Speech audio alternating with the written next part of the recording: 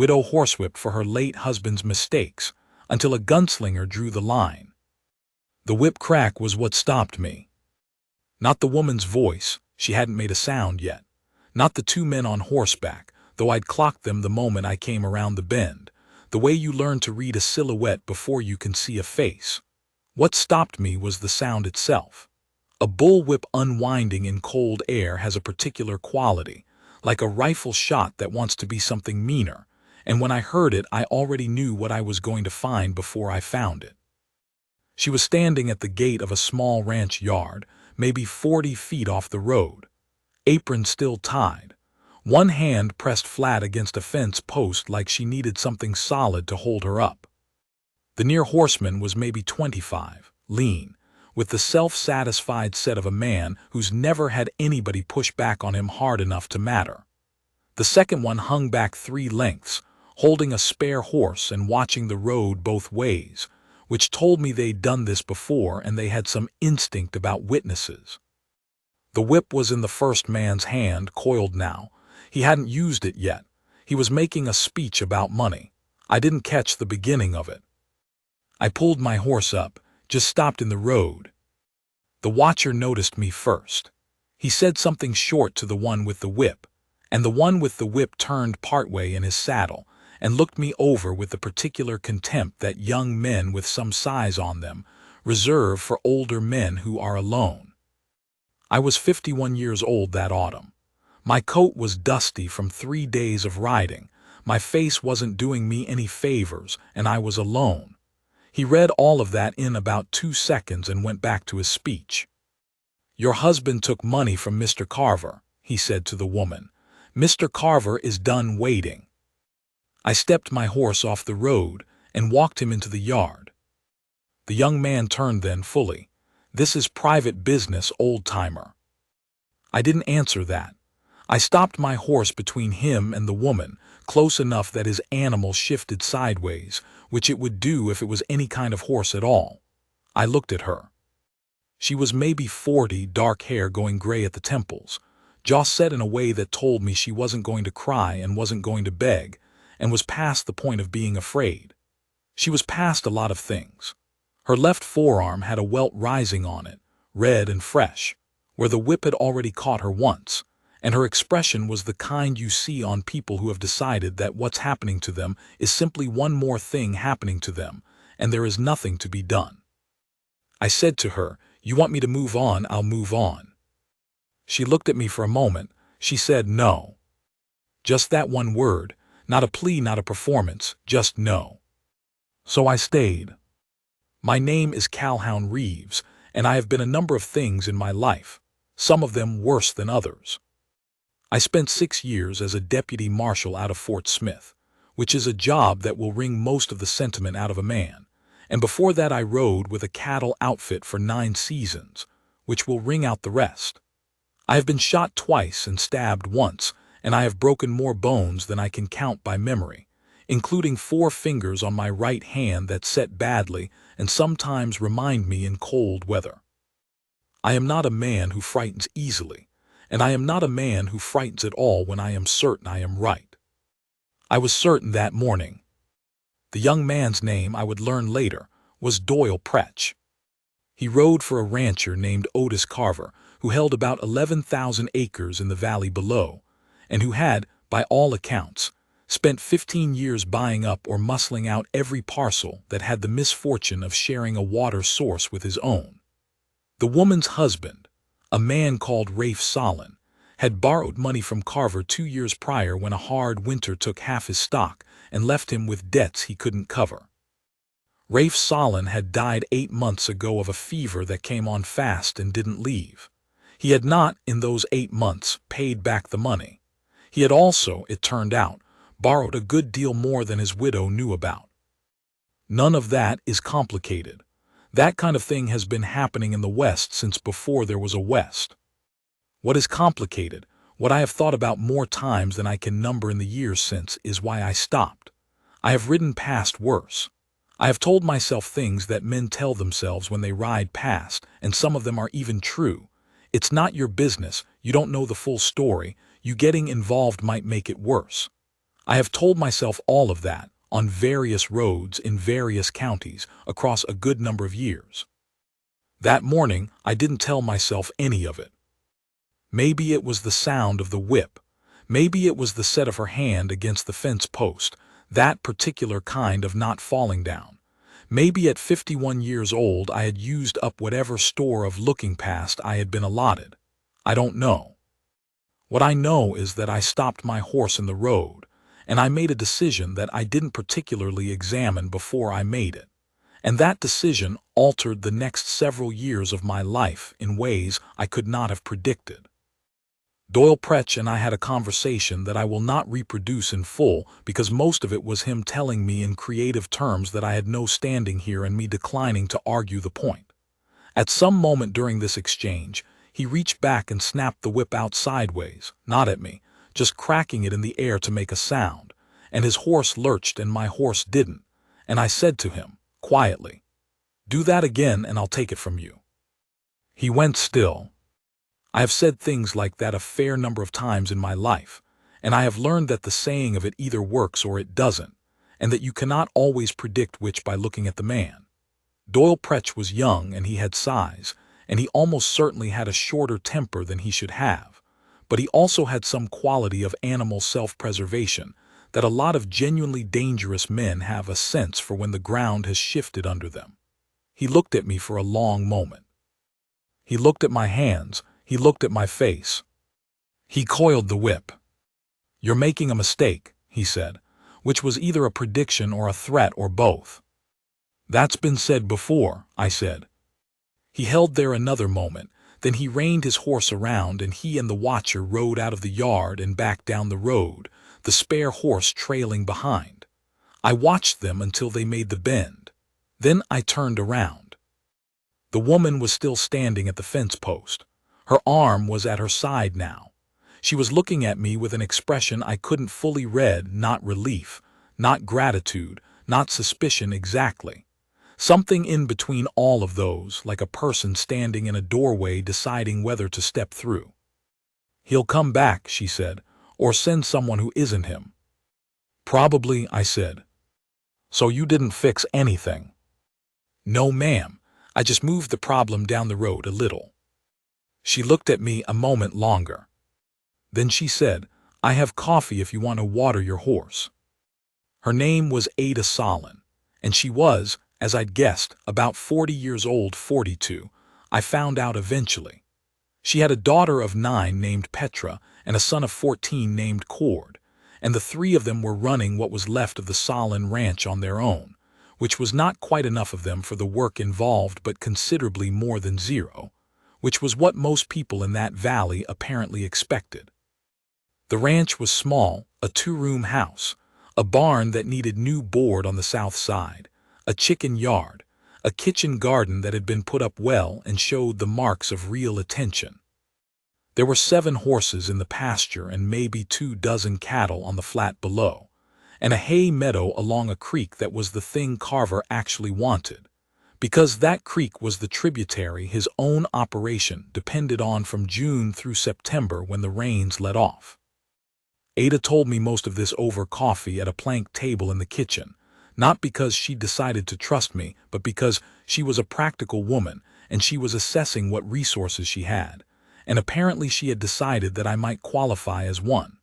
She told it plainly, without self-pity, the way a person recounts the particulars of a problem they are trying to solve, not a story they want sympathy for. Her husband had borrowed $400 from Carver, she said. He had used some of it to buy stock that died in the winter anyway. He had used the rest on things she wasn't entirely sure of and had decided not to dig into. The note on the loan had a clause Rafe had apparently not read closely, or had read and not understood, that allowed Carver to call the whole amount due if Rafe missed 2 consecutive payments. He had missed more than 2. "The amount he says is owed now, with interest and the penalty provision, is $940, Ada said. "I don't have $940. "What do you have?" She considered that. "What's here? The horses, maybe 150 in coin if I sold the good saddle and some of the smaller stock." Is there anyone, family, neighbors? My brother is in Missouri. He's not well off and I'm not going to ask him. She turned her coffee cup a quarter turn on the table. The neighbors have their own problems with Carver. Two of the families in the valley have already sold to him. The Hadley place, the old Breck homestead. They sold low because Carver made it clear what the alternative looked like. She looked at me steadily. It looked like this morning. I nodded. Who's the law out here? The sheriff is in Mellon, 40 miles. He's not Carver's man that I know of, but Carver has a lawyer and a signed note and a penalty clause, and a sheriff 40 miles away is mostly theoretical. I sat with that a while. The coffee was good, strong, not bitter, which takes some attention to get right. I was aware of the girl, Petra, standing in the doorway to the back room, watching me with the frank curiosity of a child who has been told to stay back, and is doing so at the minimum possible distance. The boy, Cord, was out at the barn. I'd seen him when I rode in, a lean, serious-faced kid who'd looked at me and then at my horse and then back at me, doing his own assessment. "What are you going to do?" I asked Ada. "Hold on," she said, simply, like the answer to that question was never in doubt. I looked at her. That welt on her forearm was going to be a bruise by evening, the kind that goes deep blue and yellow and takes 2 weeks to fade. She hadn't mentioned it since I arrived. She hadn't looked at it. I said, "Where would a man find work in this valley?" She looked at me carefully. "What kind of work?" "Whatever needs doing." She was quiet for a moment. Then she said, "Cord can't do it all. There's fencing needs repair and the barn south wall and winter cutting starting next month. I can't pay wages." "I don't need wages right now," I said. "I need a place to put my horse and a place to sleep that isn't open ground." She studied me. Whatever she was calculating, she took her time with it. I didn't push. "The tack room in the barn has a cot," she said finally. "It's not much. It'll do." I want to be clear about something, because I think it matters. I did not stay at the Solon Ranch because I had decided I was in love with Ada Solon, or because I wanted something from her that she hadn't offered. I stayed because I was tired of moving, and because there was an injustice in front of me that I had the specific and narrow competence to address, and because when she said hold on it was the first thing I'd heard in a long time that sounded like the right answer to anything. I have been alone most of my adult life, by inclination and by circumstance, and the combination of those two things hardens into something that can look like contentment if you don't examine it closely. I had not examined it closely for a number of years.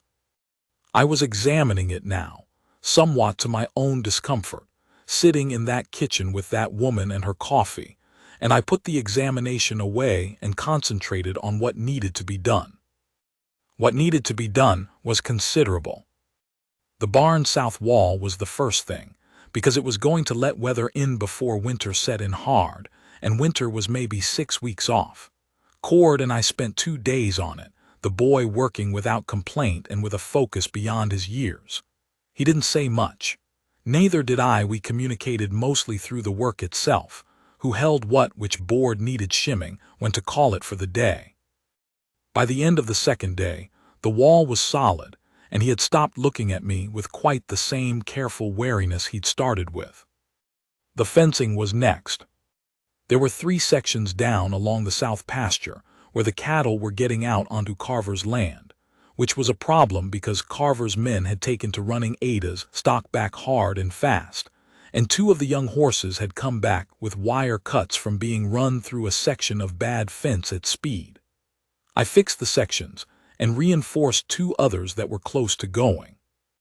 I reset the gate posts on the lower field, which had healed over in the spring thaw and been propped with stones in the meantime, the kind of repair that gets put off because it isn't critical yet, and then one day it is. Petra followed me at varying distances during most of this work. She was a serious-faced child with her mother's jaw and her own particular way of watching a thing being done, like she was filing it away. She asked questions that were sometimes practical and sometimes not. She asked me once why I wore my gun on the left when I was right-handed, and I explained that I was cross-draw, which is easier from horseback and also is faster in certain situations I didn't elaborate on. She considered this and said, "Papa wore his on the right." I said that worked too. She said Papa wasn't very fast. I didn't know what to say to that, so I went back to the fence post I was working on, and after a while she went back to watching. Ada I saw mostly at meals and in the evenings, when she was mending or going over whatever accounts she kept in a small cloth-covered ledger. She was not unfriendly, but she was contained, and I respected that. She had not asked for my help in any larger sense than offering me the tack room and the work that was there, and I did not take it as license to intrude on anything that wasn't mine to intrude on. But I watched. That's not a compliment to myself, it's just what I do and what I've always done. I watched her move through the work of keeping that place alive, which was the work of about 2.5 people done by one woman and a boy and a 9-year-old, and I watched what it cost her, not in any dramatic way. In the small daily way of a person spending down a reserve that doesn't get replenished. Doyle Pretch came back on the 12th day. This time he brought 3 men with him, which told me he'd gone back to Carver, and Carver had decided that a lone traveler stopping in the yard was a problem worth addressing more seriously.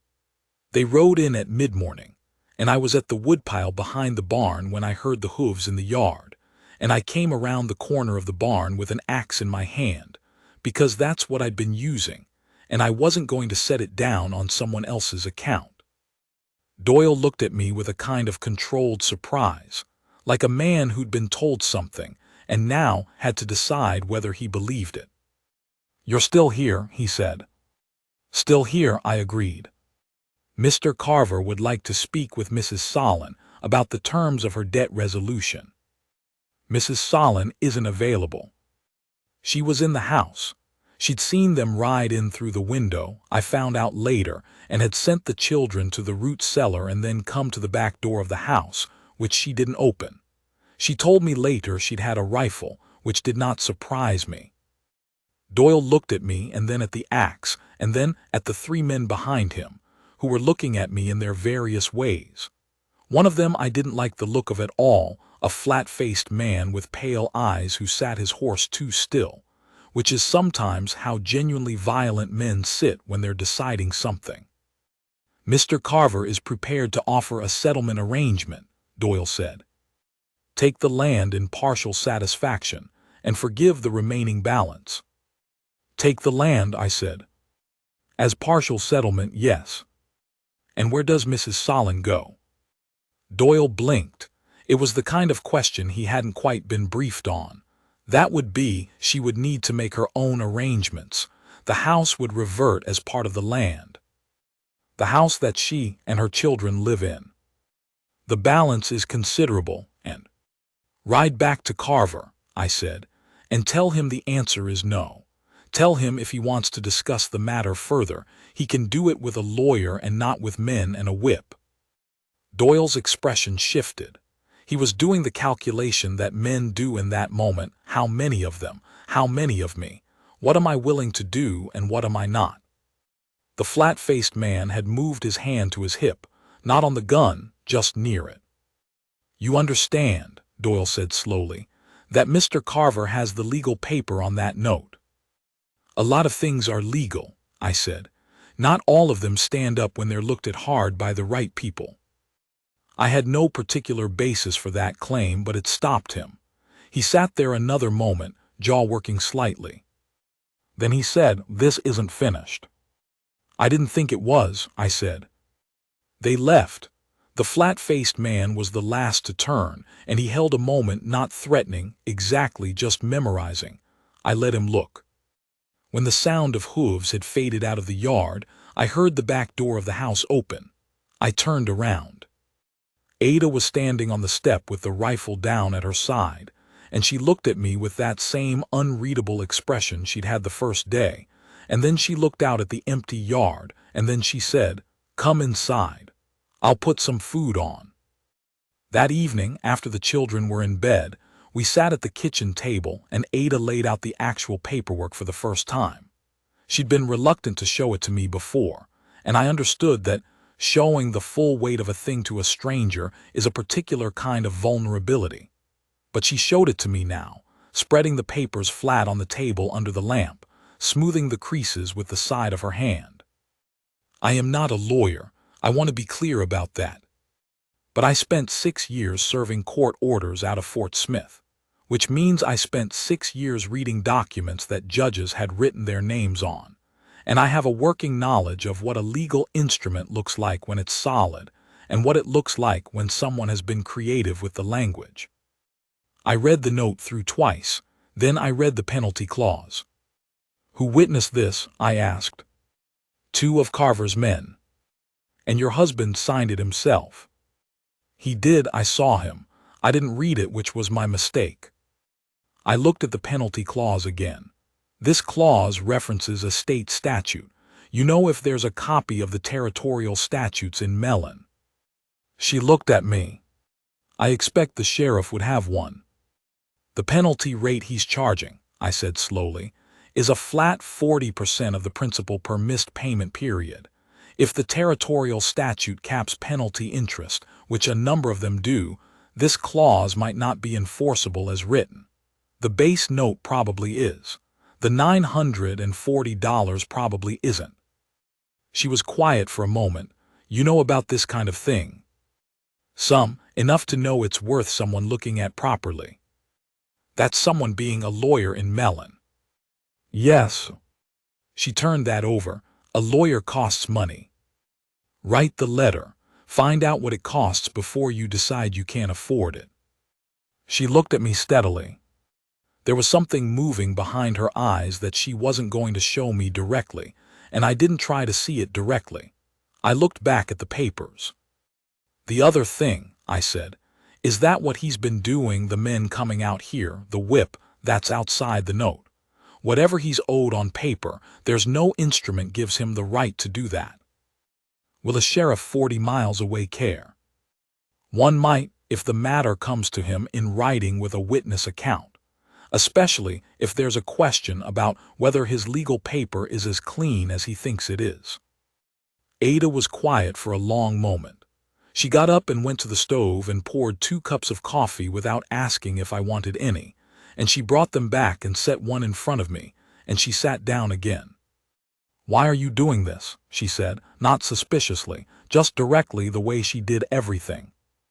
I thought about that for a moment. I said, because it's there to do and I can do some part of it. That's all. That's most of it, I said. The rest is harder to account for. She nodded, like that was an acceptable answer.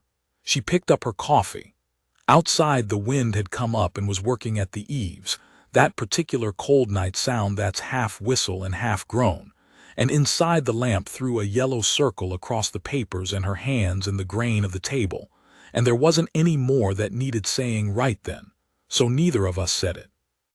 I rode to Mellon 6 days later. It's a 40-mile road, and I did it in a day. Left before gray light and rode in after dark. The lawyer I found the next morning was a man named Aldous Creer, who had an office above a dry goods store, and who listened to me lay out the situation with the focused attention of a man who recognizes a paying problem when he hears one. I had with me a copy of the penalty clause, which Ada had written out by hand from the original. Creer studied it for a while. Then he said, the territorial statute caps interest accumulation on private notes at 20% per annum on the outstanding principal. What he's calculated here is 40% compounded on each missed payment period, which is, he tapped the paper. This would not survive a challenge. What's the actual figure then? He did the arithmetic. The result was a number that was considerably less than $940. Closer, in fact, to $500, which was still money that Ada didn't have but was a different order of problem than the one Carver had presented her with. Enforceable figure, Creer said, assuming the note itself is valid, is probably in the vicinity of $480. I'd want to look at the original instrument. I'd also want to look at whether the witnesses were in his employ at the time, because there are some territories that have begun holding a line on that in terms of conflict of interest. What would it cost her for you to look at it? Creer told me. It was a reasonable figure. Or anyway, it was a figure that a woman holding on to a ranch by herself could manage if she sold the right things in the right order. I rode back the next morning. 40 miles home is a different ride than 40 miles out, for reasons that are not entirely about direction.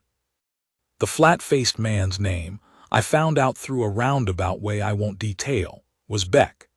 He had been in Carver's employ for about a year and had come up from the South Country, which could mean several things and usually meant one or two specific things.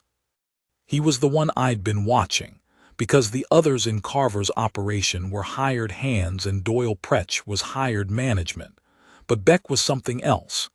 He had the quality of a man who has been used for a specific kind of work and knows it. He came to the ranch alone, early on a cold morning 3 days after I got back from Mellon, and he came quiet, which is the only thing that put me on edge before I saw him. Horses don't always announce a careful man the way they announce a careless one. I was at the well when I heard the gate. He was already in the yard. We looked at each other across about 30 feet of cold open ground. Carver wants a conversation, Beck said. He had a way of talking that was flat and without inflection, like he was reading off a list. He knows where the ranch is, I said. He'd like it to be somewhere else, just the two of you. I imagine he would. Beck looked at me. He had those pale eyes and they were not empty. There was something behind them, patient and calculating. He said, he's prepared to be generous. With money, he says someone owes him. Beck almost smiled. Not quite. You've been a lawman. Some. Then you know how this goes. A man with a legal note and a lawyer and 40 miles of distance between him and what happens on a road at night. That man is in a comfortable position. I said, a man who sends someone out to talk about what might happen on a road at night has put that someone in a position I wouldn't want to be in if I were him. Beck went still. It was a different kind of still than before. I said, you go back and you tell Carver that the note is being examined by a lawyer in Mellon for enforceability under territorial statute. Tell him the figure he's been representing is likely not what would survive a legal challenge. Tell him, if he wants the $480, that probably is what the note is actually worth. Mrs. Solon will make arrangements when she has them.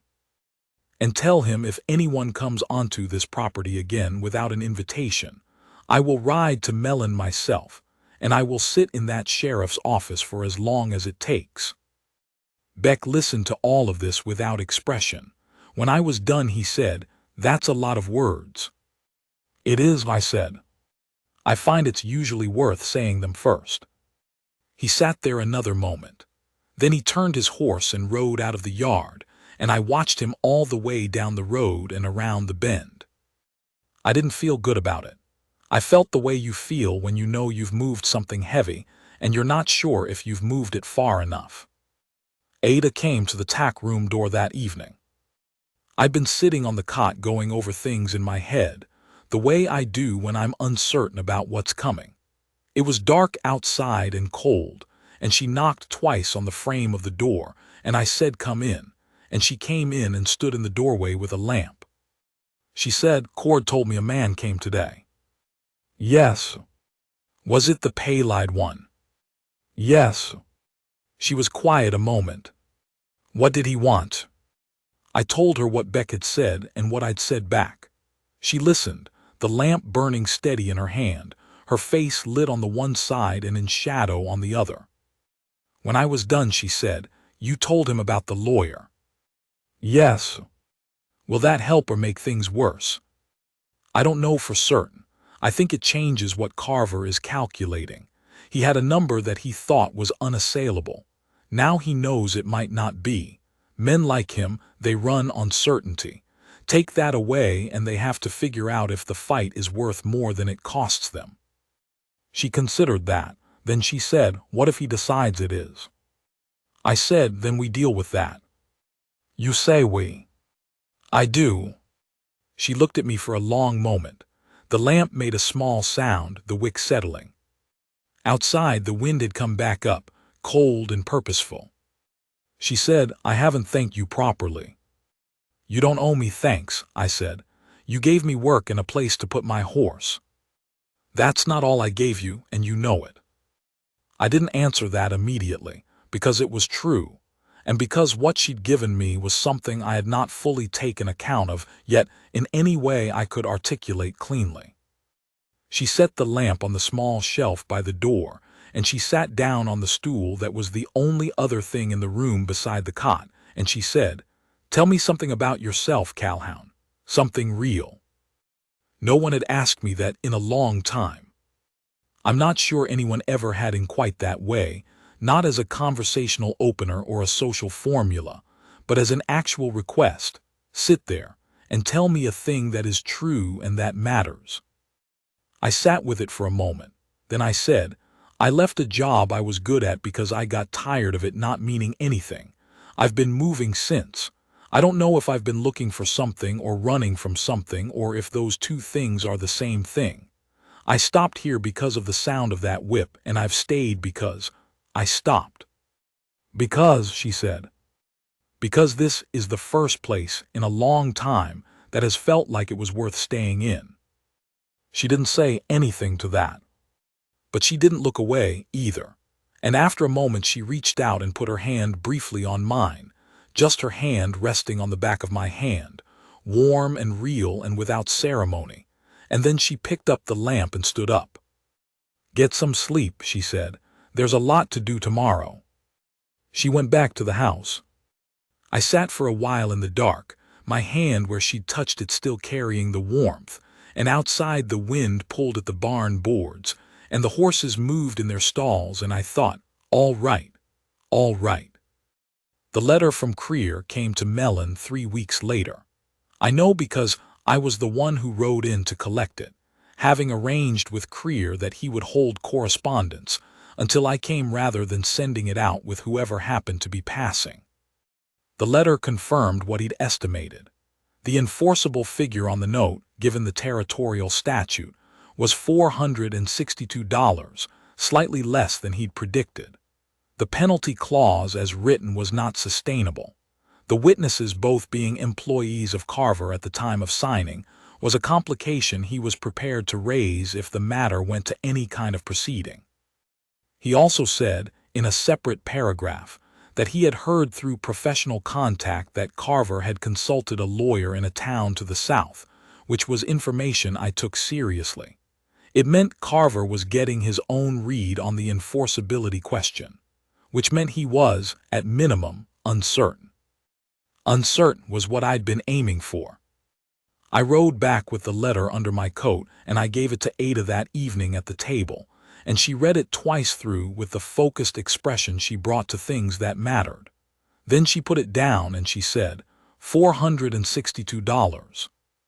That's the floor he thinks a court would hold. I might be able to get there, she said slowly, if I sell the 4 older horses in the spring and some of the cattle, not this winter but by spring, if nothing else goes wrong. I'll be here through the winter, I said. She looked at me. You said that like it was already decided. It is, I said. She held my gaze for a moment, something moving through her expression that she let pass across it instead of pulling it back. Then she said, "What about after winter?" "After winter," I said carefully, "is something I'd like to talk to you about when it gets here, if that's all right." She was quiet for a long moment. Then something happened to the line of her mouth that wasn't quite a smile, but was in the neighborhood of one. "That's all right," she said. Carver came himself in late November, which I had not expected. He rode in with Doyle Pretch and another man I hadn't seen before, No Beck, and he was about 60 years old and heavy, with a big jaw and hands that had done real work once and long since delegated it.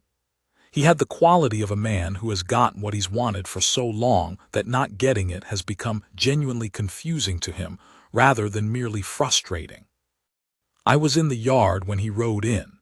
Ada was at my side. She'd heard the horses from the house and come out, and she'd stopped 2 paces to my right, and she wasn't going to go back inside, which I had known she wouldn't. Cord was in the barn doorway. I told him to stay there and to stay visible, and he was doing both. Carver looked at Ada, then he looked at me. "I understand you have questions about my note," he said. "Mrs. Solon's lawyer has questions," I said. "I just delivered the mail." His jaw tightened slightly. "I'm here to make a fair resolution offer. I think we can put this matter to rest in a way that works for everyone." "What's the offer?" Ada said. He looked at her. There was a brief moment where I could see him deciding how to position himself relative to her, whether to speak past her to me or to treat her as the person who actually had to agree to anything. He went with her, which was the smart choice. "I'm prepared to accept $350 as full settlement of the debt, including all interest and penalties," he said. "That's a significant reduction, and I think it reflects some goodwill on my part." I waited. Ada said, "Your lawyer has told you what a territorial court would likely hold as the enforceable figure." Carver's expression shifted slightly. "These things are never certain." "Our lawyer says $462, Ada said. "That's what a court would probably find." "You're offering $350, which means you already know your penalty clause won't hold." There was a silence. Doyle Pretch was looking somewhere off to the side. The third man was looking at me. "That figure," Carver said carefully, "is subject to interpretation."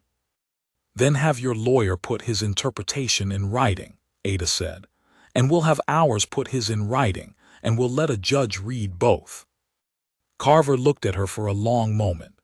I stayed where I was, slightly behind her right shoulder, close enough to be present, far enough back to be clear that this was her conversation, and I was there to ensure it stayed one. He said, "Mrs. Solon, I don't think a legal proceeding serves either of us." "It might not serve you," Ada said. "It might serve me considerably." Another silence. Carver shifted in his saddle. He looked at me. "You're going to be here a while, are you?" "Yes," I said. He looked back at Ada. $350, he said again, but it had lost some of its firmness. Ada said, "Write to Mr. Creer in Mellon. The 3 of us can agree on a figure and a payment schedule." She paused. "And I'll need something in writing that says there are no other notes or instruments I'm not aware of." Carver stared at her. There was a long moment where I genuinely did not know which way he was going to go, and I kept my hands where they were and my breathing even, and Cord stood still in the barn doorway, and the cold November wind moved across the yard and lifted a little dust from between the fence boards. Then Carver said, "I'll have my lawyer contact Mr. Creer." He reined his horse around. Doyle followed. The third man was last, and as he turned he looked at me with a flat professional appraisal, the kind men in a certain kind of employment give each other, and I gave it back, and then he rode out. We stood in the yard and watched them go. After a while Ada let out a breath. It was the only sound she'd made since Carver agreed. Just that one long breath, let out steady. I said, "You did that." "We did that," she said. "Don't argue with me." I didn't argue with her. She turned then and looked at me with the full weight of whatever she'd been not showing for the past weeks, and it was there plainly in her face. Not sentiment, not softness, just a kind of clear and honest recognition, the thing you feel when the ground turns out to be solid under you and you hadn't been sure it would. She put her hand on my arm, that same plain way she'd touched my hand in the tack room, not performing anything, just doing it, and she held it there. "Come inside," she said. "The children need to hear how this went." I went inside. The settlement took 4 months to finalize, which is how these things go when 2 lawyers are involved, and one side is trying to negotiate terms they'd prefer not to admit to needing. Creer was methodical and careful, and by March they had a signed agreement for $410, payable in 2 installments, with a full release of any other claims, real or alleged.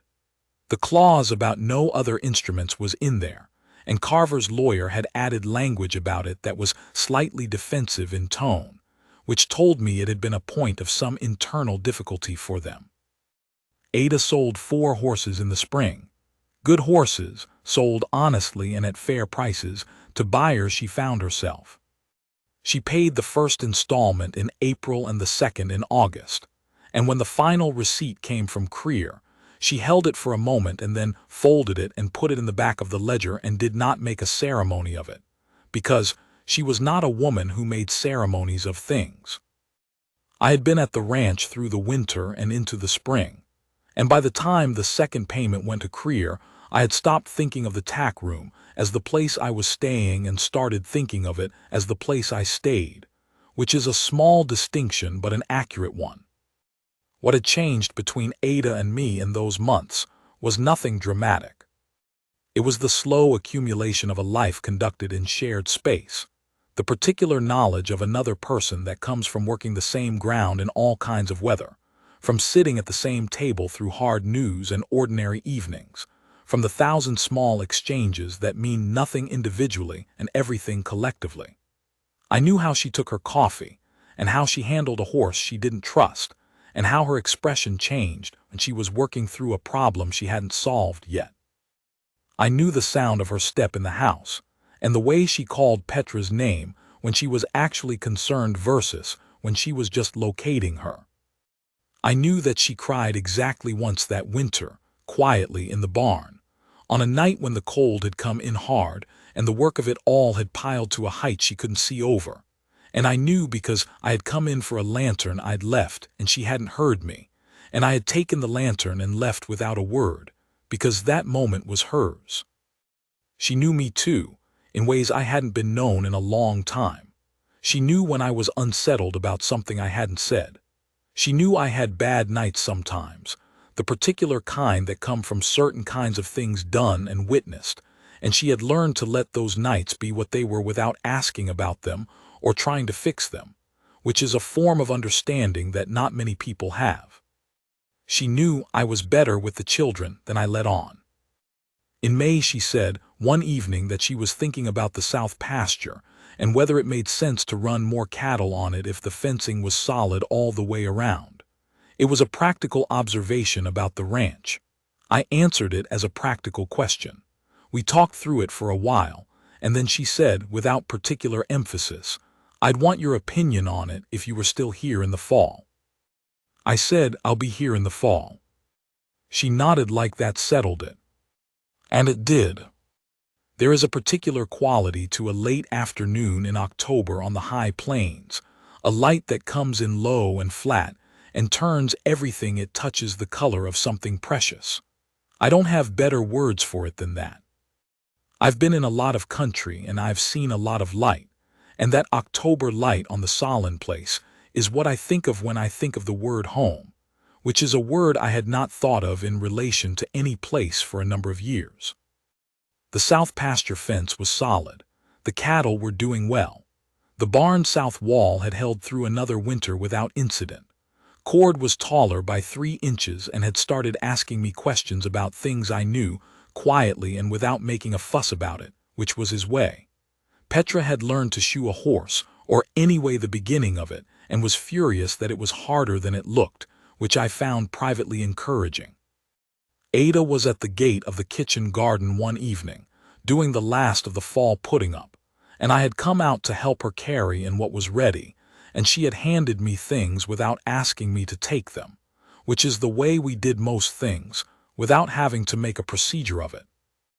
There was a moment when she straightened up and her hand came to her back, the way it does when you've been bent over for a while, and she looked out across the yard toward the pasture and the hills beyond it, and the light was doing what it does in October, and she just stood there for a moment in it. I was standing a few feet away with my arms full of winter squash, and I looked at her and she looked at me, and she said, You know what I've been thinking about. What? That first morning, she said. The sound you made when you rode into the yard. I waited. I didn't know who you were or what you wanted, she said. I just decided that whatever happened was going to happen and there wasn't anything left to do about it. She paused. And then I heard your horse in the yard and I thought, someone's here. Someone was here, I said. Yes, she said. Someone was. She picked up the last of the squash and turned toward the house, and I followed her, and the gate swung shut behind us on its new hinges, ones I'd set in the spring, and the light lay across the yard in that October way, long and gold and unhurried, and the place was quiet the way a place is quiet when it's settled into itself, when the uncertain things have been accounted for, and what's left is just what's there. That's where I am, that's how it went.